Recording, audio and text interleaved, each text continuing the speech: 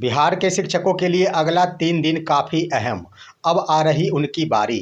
शिक्षा विभाग के द्वारा बैठक करना उनकी बन गई मजबूरी। दोस्तों नमस्कार, मैं हूं आपका दोस्त एस के चौधरी।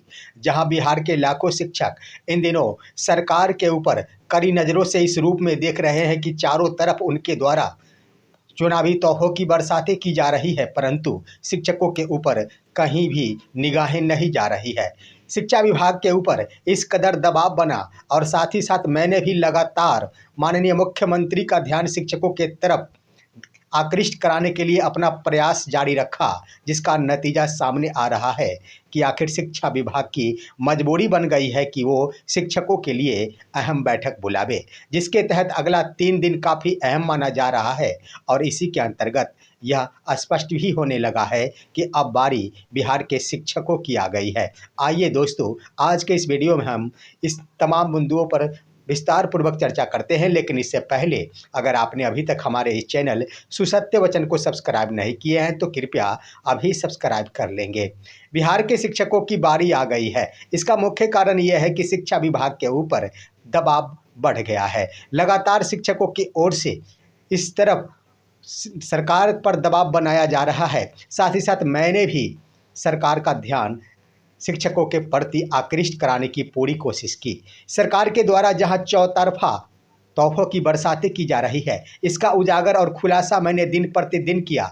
साथ ही साथ शिक्षकों की तरफ सरकार का ध्यान नहीं जा रहा।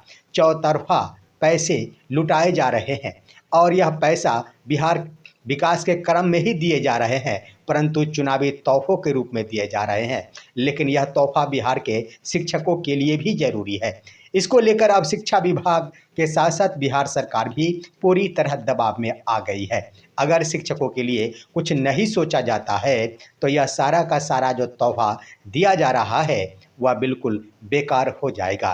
दोस्तों इसी के अंतर्गत चौतरफा दबाव बना है और शिक्षा विभाग की ओर से यह रणनीति बन गई है कि अब शिक्षकों के लिए बैठक का आयोजन किया जाए, जिसके तहत आपको पता होगा या फिर ना होगा तो मैं बता देना चाहता हूं कि अगला 3 दिन 22 से लेकर 25 सितंबर 2025 बिहार के विभिन्न कोटियों के शिक्षकों के लिए काफ़ी अहम होने वाला है। शिक्षा विभाग की ओर से बैठक 22 सितंबर से ही प्रारंभ हो रही है, यानी सुबह होते ही शिक्षा विभाग की ओर से बैठक प्रारंभ हो जाएगी।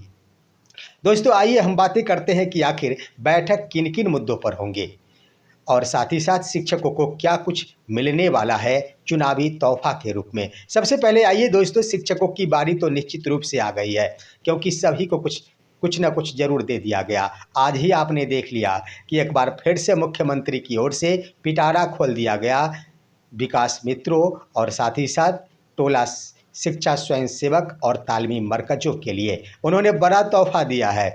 सबसे पहले जान लिया जाए दोस्तों, इससे पहले ही 1 साल पहले उनके वेतन में बढ़ोतरी कर दी गई थी। लगभग 23 से 24 हज़ार वेतन उनको मिल रहा है, तालीमी मरकज और विकास मित्रों को। लेकिन इस बार मानदेय या फिर वेतन में बढ़ोतरी नहीं की गई।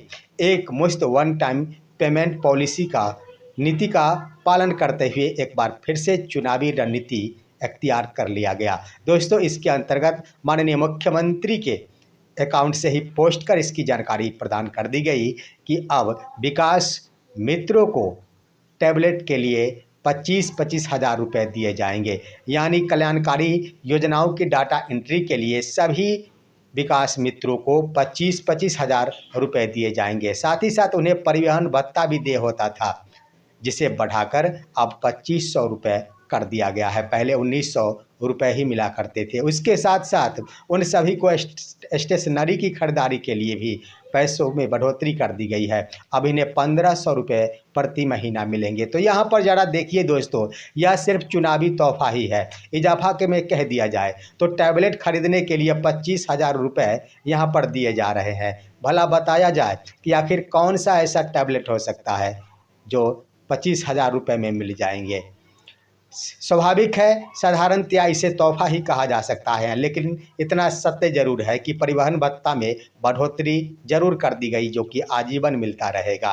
स्टेशनरी में भी बढ़ोतरी कर दी गई, जो महीना प्रति महीना मिलता रहेगा। अब आइए दोस्तों, यहाँ पर शिक्षा स्वयंसेवक और तालीमी मरकजों के लिए भी यहाँ पर तोहफा दे दिया गया है। यहाँ उन्हें स्मार्टफोन खरीदने के लिए प्रति तालीमी मरकज़ और शिक्षा स्वयंसेवक को 10-10 हज़ार रुपये दिए जाएंगे। ये व्यवस्था कर दी गई है।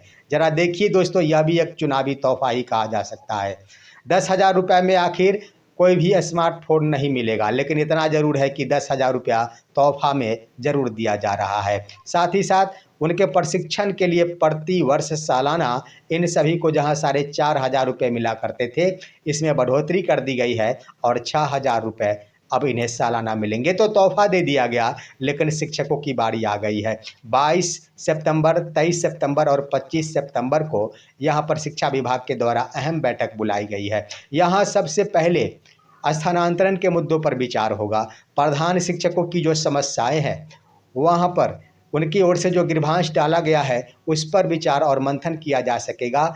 7वें वेतनमान पर भी मंथन किया जाएगा और सबसे बड़ी बात कि विशिष्ट शिक्षकों की सेवा निरंतरता पर गहन मंथन चलेगी।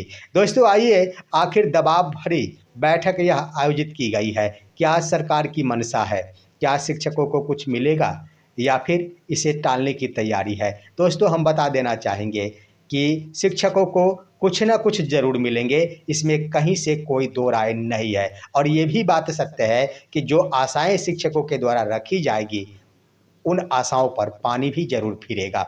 ज़्यादा कुछ सरकार नहीं देने वाली है, लेकिन तोहफा में गिनती हो जाए इतना ज़रूर देगी। अब उदाहरण के तौर पर आप देखेंगे ट्रांसफ़र पर, तो ट्रांसफ़र के क्रम में आप देख ही रहे हैं कि 18 तक ही जिला अलॉट करना था, लेकिन 4 दिन बीत जाने के बाद भी जिला आवंटन नहीं हो सका है। हो सकता है अंदर खाने या जिला अलॉट कर दिया गया हो, लेकिन सवाल बनता है कि जिला अलॉट कर देने से शिक्षकों का ट्रांसफ़र नहीं हो जाएगा जब तक उनका विद्यालय आवंटित नहीं होता है। तो यहाँ पर मंथन के दरमियान यह तो निश्चित है कि जिला अलॉट जरूर कर दिया जाएगा। शिक्षकों का विद्यालय आवंटन होगा या फिर नहीं, इसकी कल्पना भी नहीं की जा सकती, क्योंकि अक्टूबर के प्रथम सप्ताह में ही आचार संहिता लागू होने वाली है। उधर शिक्षकों को चुनावी ड्यूटी भी निभानी है, चुनाव प्रशिक्षण भी प्रारंभ होने वाला है।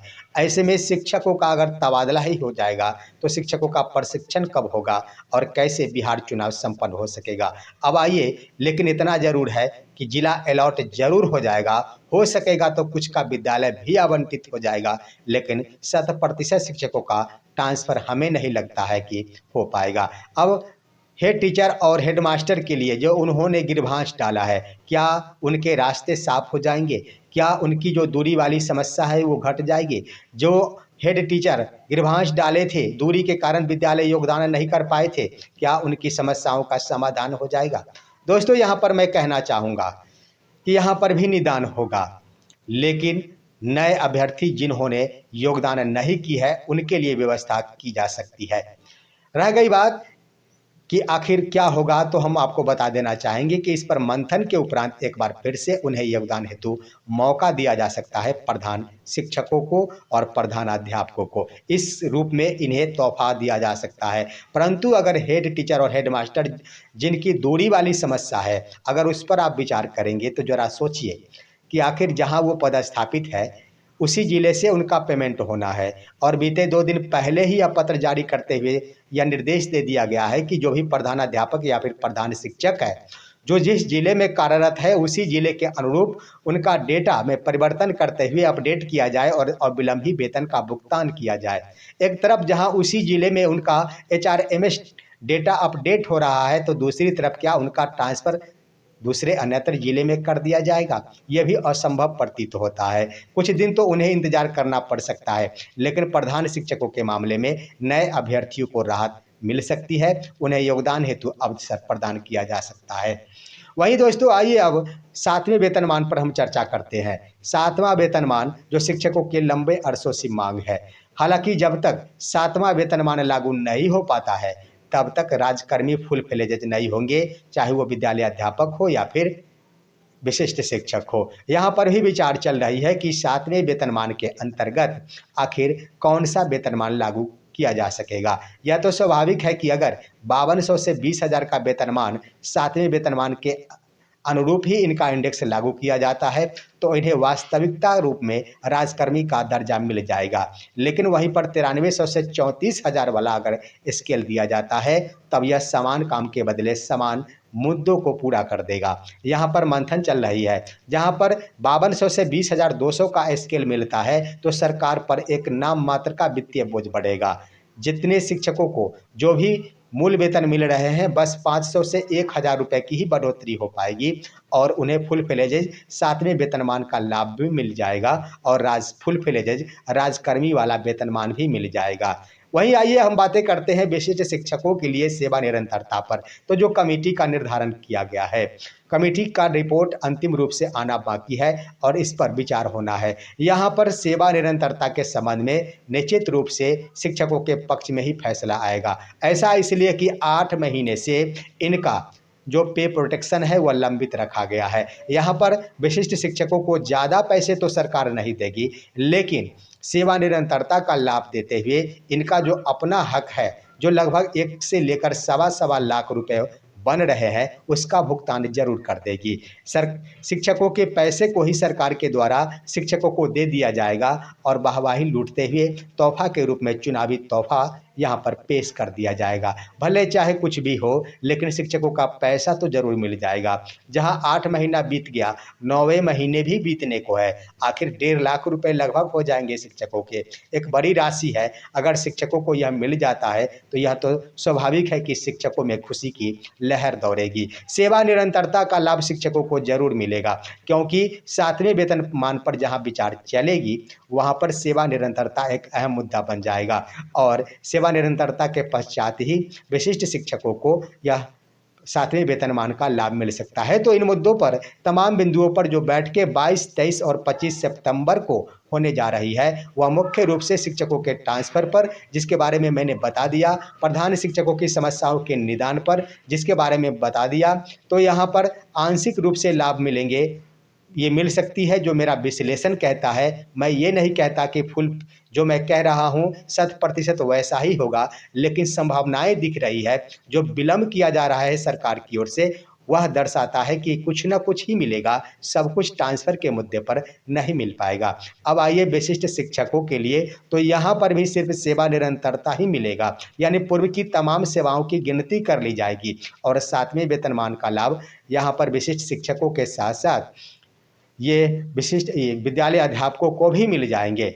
और जो भी मिलेंगे, मेरा मानना है कि सरकार अपने ऊपर ज़्यादा दबाव नहीं लेना चाहेगी और जो नाम मात्र के तोहफे के रूप में सरकार की मंशा सूझेगी वही देगी। यही है आज का विश्लेषण। लेकिन इतना जरूर है कि 2 से 3 दिनों में शिक्षकों के रास्ते खुलने वाले हैं, उनके लिए यह दिन आने वाले हैं और शिक्षा विभाग इस कदर शिक्षकों के दबाव में आई है कि बैठक करना उनकी मजबूरी बन गई है, चाहे वो शिक्षकों के लिए कुछ देने के मामले में हो या फिर इस मामले को टालने के मामले में हो। दोस्तों, आज की खबर यहीं तक। आप सभी हमारे इस वीडियो को लाइक कीजिए, अन्य दोस्तों के पास शेयर कीजिए और अब दीजिए अपने ही दोस्त एसके चौधरी को इजाज़त। हम फिर मिलेंगे आपसे अगले वीडियो में, तब तक के लिए नमस्कार।